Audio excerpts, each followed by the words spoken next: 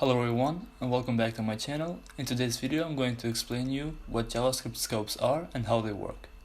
As an introduction, scope is a JavaScript feature.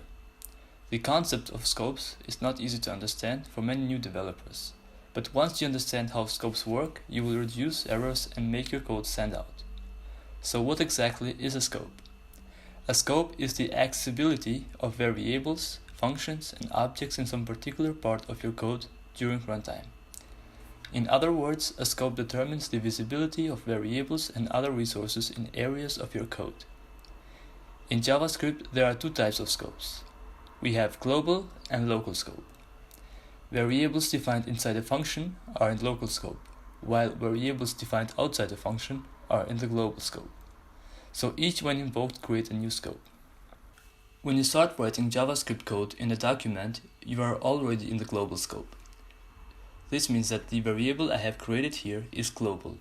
It can be accessed in any other scope. For example, I'm going to create a function which will log the name variable I have created in the console. The function will be named logName. Inside the function body, I'm going to print the name within the console command.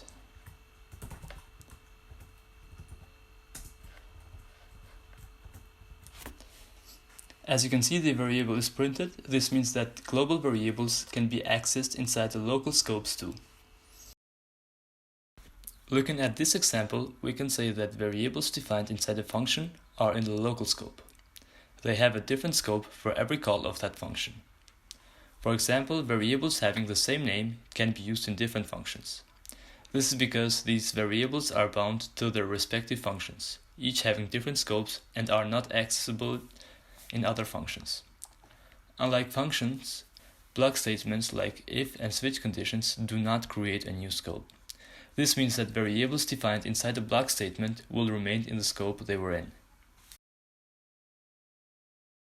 So let me show you an example with a block statement. I'm going to simply create an if statement with a true condition. Inside the if statement, I'm going to create a variable called name. This will be set to Jarvis. Outside the if statement, I'm going to console log this variable to see if we will get this printed on the console. As you can see, it works. We are still getting the variable value on the console. But unlike the var keyword, the let and const keywords support the declaration of local scope inside block statements. So I'm going to show an example for that too. I'm going to create two more variables with another keyword, so let's say likes, and this will be assigned to coding and const hobbies. This will be assigned to football. So I'm going to print these on the console too. Let's say likes and hobbies.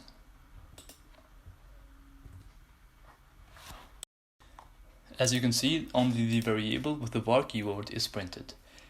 This means that the other ones are defined locally inside the block statement. That's the reason why they can't get printed on the console. The scopes includes another topics like lexical scope, closures, public and private scopes, but I'm going to cover these topics in other video tutorials. Thanks for watching. I hope you guys enjoyed the video. Don't forget to subscribe in case you don't want to miss another tutorials.